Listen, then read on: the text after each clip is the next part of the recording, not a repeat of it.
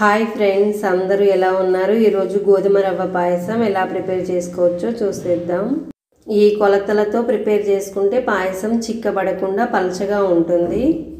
ఇప్పుడు దీనిని ఎలా ప్రిపేర్ చేసుకోవచ్చో చూసేద్దాం. దీనికోసం 1.5 కప్పుల బెల్లం తురుము తీసుకోవాలి. ఈ బెల్లం తురుమును ఇలా ఒక బౌల్లో వేసుకోవాలి. బెల్లం తురుము మీరు స్వీట్ తినేదాన్ని బట్టి వేసుకోండి. ఇప్పుడు దీంట్లో 1/2 కప్పు వాటర్ పోసుకోవాలి.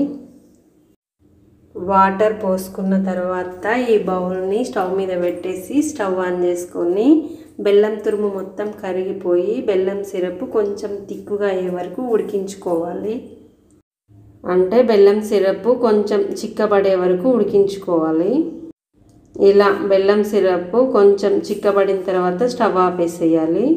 ఇలా బెల్లం సిరప్ని ప్రిపేర్ చేసుకున్న తర్వాత స్టవ్ మీద బాండీ పెట్టుకొని దాంట్లో 1 టేబుల్ స్పూన్ నెయ్యి వేసుకోవాలి. నెయ్యి వేడైన తర్వాత కొన్ని జీడిపప్పులు, కొన్ని బాదం పప్పులను దీంట్లో వేసుకోవాలి. వీటిని మీ టేస్ట్కు తగ్గట్టు మీరు వేసుకోండి. ఇప్పుడు వీటిని ఫ్రై చేసుకోవాలి. ఇలా కొంచెం కలర్ వచ్చే వరకు ఫ్రై చేసుకున్న తర్వాత ఇప్పుడు దీంట్లో 1 కప్పు గోధుమ రవ్వ వేసుకోవాలి.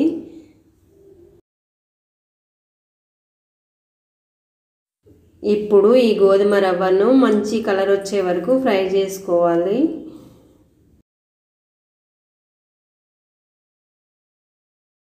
ఇలా కొంచెం కలర్ వచ్చే వరకు ఫ్రై చేసుకున్న తర్వాత ఇప్పుడు దీంట్లో 5 కప్స్ వాటర్ పోసుకోవాలి.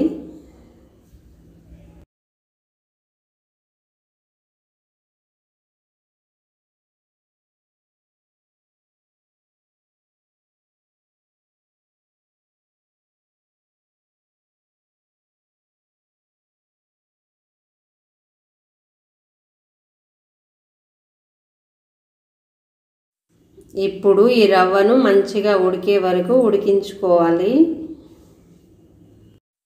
మధ్య మధ్యలో ఇలా కలుపుతూ ఉండాలి, లేకపోతే అడుగంటిపోతుంది. గోధుమ రవ్వను ఎంత ఎక్కువసేపు ఉడికించుకుంటే పాయసం అంత టేస్టీగా ఉంటుంది. ఇలా దగ్గర పడే వరకు ఉడికించుకున్న తర్వాత ఇప్పుడు దీంట్లో 3 కప్స్ మిల్క్ పోసుకోవాలి.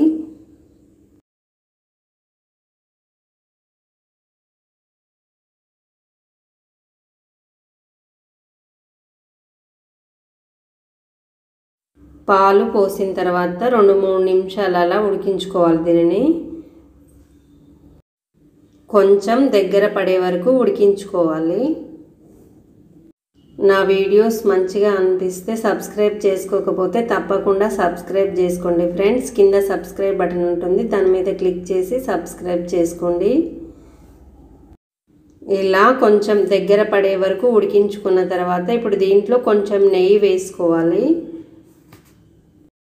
నెయ్యి మీ టేస్ట్కి తగ్గట్టు మీరు వేసుకోండి. నెయ్యి ఎక్కువ వేసుకుంటేనే పాయసం టేస్టీగా ఉంటుంది.